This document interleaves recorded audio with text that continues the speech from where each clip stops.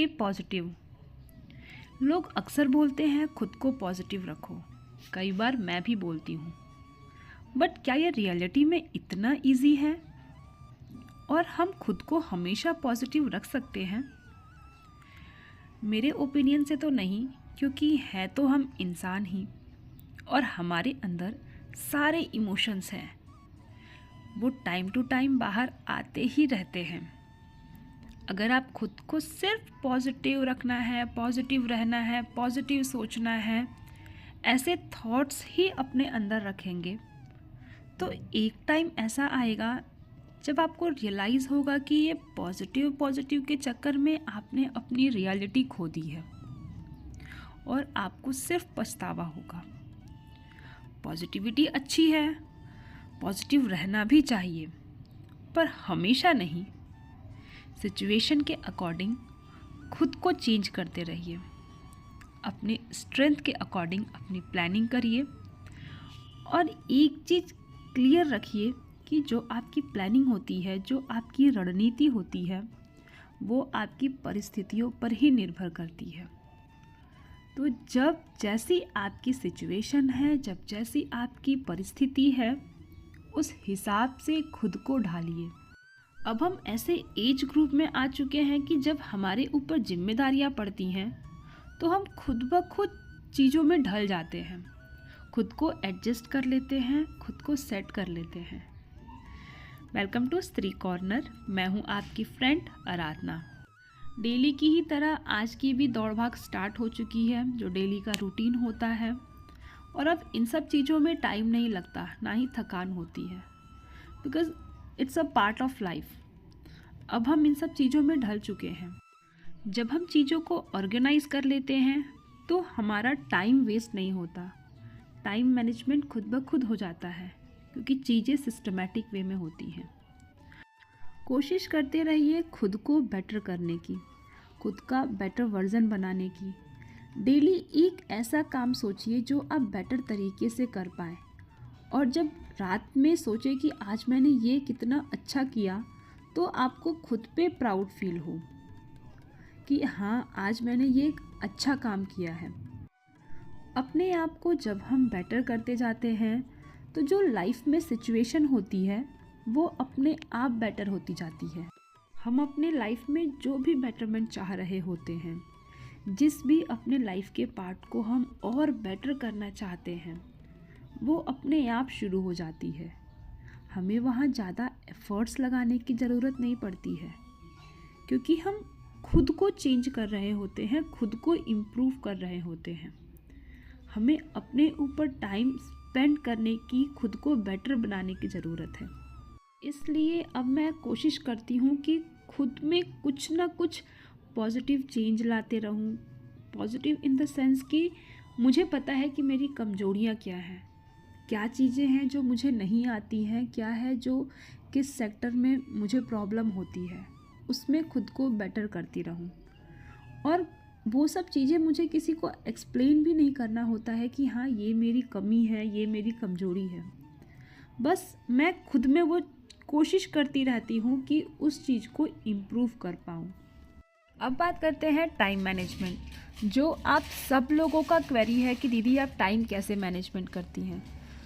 हम सबके घर की सिचुएशन अलग है, काम अलग है, सबकी परिस्थितियाँ अलग हैं, और मैं अपने सिचुएशन के अकॉर्डिंग अपनी चीज़ों को मैनेज करती हूँ। मेरी बच्ची को मुझे लाना होता है 12 बजे, तो मैं 11 बजे तक पढ़ाई कर लेती हूँ। लगभग 1 घंटा, 1 से 1.5 घंटा मैं पढ़ लेती हूँ, क्योंकि आजकल वो जल्दी स्कूल जा रही है, 8 बजे ही स्कूल उसका होता है, तो इसलिए बीच में मैं 1 घंटा लगभग पढ़ाई कर लेती हूँ। फिर 11 बजे से मैं उठती हूँ, तो जो घर के थोड़े बहुत काम होते हैं वो ख़त्म करती हूँ। दूध वगैरह आता है मेरा 11 बजे, वो सब मैं चीज़ें लेती हूँ, क्योंकि मुझे पता है कि फिर मैं एक बार उठ जाऊँ ना, काम में लग जाओ, तो काम ख़त्म ही नहीं होता है। इसलिए सीधे 11 बजे उठती हूँ, मैं दूध लेती हूँ, और फिर जो कपड़े का काम होता है या फिर बर्तन वगैरह कुछ क्लीनिंग होती है, ये सारी चीज़ें मैं तभी करती हूँ, और फिर चली जाती हूँ अपनी बच्ची को स्कूल से ले आने। तो ऐसे मैं अपनी चीज़ों को मैनेज करती हूँ, क्योंकि मुझे टाइमिंग पता है कब क्या करना है, मेरे घर में क्या होने वाला है। और जिस दिन हस्बैंड होते हैं उस दिन तो फिर मेरे लिए हेल्प हो जाता है, क्योंकि मुझे स्कूल से लाना नहीं होता है अपनी बच्ची को। बट उस दिन मेरी पढ़ाई डेली की कंपैरिजन कम होती है, बिकॉज़ हस्बैंड भी साथ में घर पे ही होते हैं, तो चीज़ें फिर थोड़ी सी डिसबैलेंस हो जाती हैं। क्योंकि हस्बैंड एक एक हफ्ते तक ट्रिप पे रहते हैं तो बाहर का ही खाना खाते हैं, तो जितने दिन घर पे रहते हैं फिर कुछ ना कुछ उनको बना के खिलाते रहो, और फिर साथ में थोड़ा हम कहीं बाहर घूमने निकल जाते हैं या फिर बच्चे साथ में खेलने लग जाते हैं, तो थोड़ा सा मेरी पढ़ाई डिस्टर्ब होती है। बट इट्स ओके, लाइफ के हर एक पल को एंजॉय करना है, क्योंकि जो अभी बीत रहा है वो कभी दोबारा नहीं मिलेगा, और इन सब के साथ ही अपनी ये स्ट्रगल भी चालू है।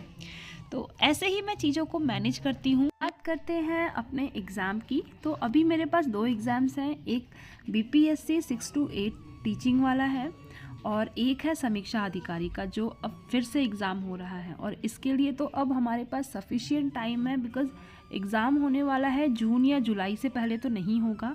नोटिफिकेशन अब तक नहीं आया है, बट जुलाई में ही होगा।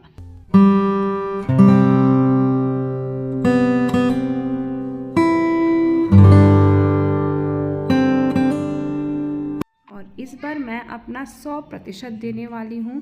मुझे किसी को कुछ भी एक्सप्लेन नहीं करना है, बट हाँ, खुद के लिए अगर कुछ करना है तो ये मेरे लिए सबसे अच्छा मौका है।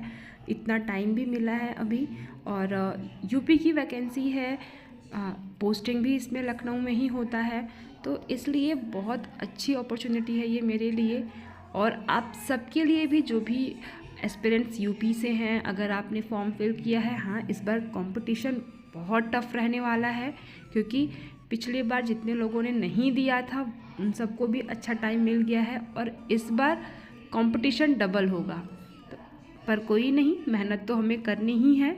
तो बस अब मैं लग गई हूँ उसी की तैयारी पे। और अगर आप लोग को सोर्स, काफ़ी लोग मुझसे पूछ रहे थे कि दीदी आप कौन सी बुक से पढ़ रही हैं, तो अभी फ़िलहाल तो मैं सिर्फ अरिहंत से पढ़ रही हूँ हिंदी, और लूसेंट से पढ़ रही हूँ GS, और उसके बाद मैंने लिया है पूर्वालोकन, जिसमें प्रीवियस के क्वेश्चंस होते हैं। तो यही 3 सोर्स है जहाँ से मैं पढ़ रही हूँ, और कोशिश कर रही हूँ थोड़ा सा ऑनलाइन जो IAS वाले मैराथन्स होते हैं ना, जो NCERT पढ़ाते हैं, उनसे मैं अपने नोट्स बना लूँ।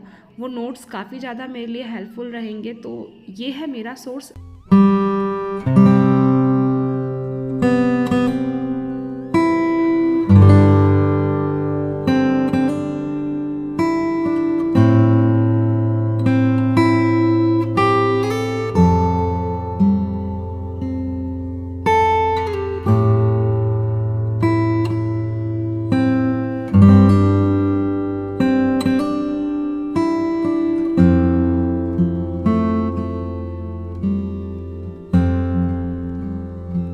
अगर आपके पास भी कोई सजेशन होगा तो प्लीज़ मुझे कमेंट बॉक्स में ज़रूर बताइएगा। हम सब एक दूसरे के सपोर्ट से ही आगे निकल सकते हैं। हमें किसी ना किसी का सपोर्ट ज़रूर चाहिए होता है अपने जीवन में, और वो जो एक सपोर्ट होता है ना, उस सपोर्ट को हम लाइफ टाइम याद करते हैं। कई बार मुझे यूट्यूब पे ही ऐसे लोग मिल जाते हैं जिनको मैं हमेशा, मतलब मेरे लाइफ में एक बहुत बड़ा रोल प्ले करेंगे। वो, उनकी कुछ चीज़ें होती हैं जो माइंड में सेट हो जाती हैं, जो हमें बहुत गहरी चीज़ें समझा जाती हैं, और उनको हम लाइफ टाइम याद रखते हैं, भले ही वो एक कमेंट क्यों ना हो। तो फिर मिलते हैं अब नेक्स्ट वीडियो में।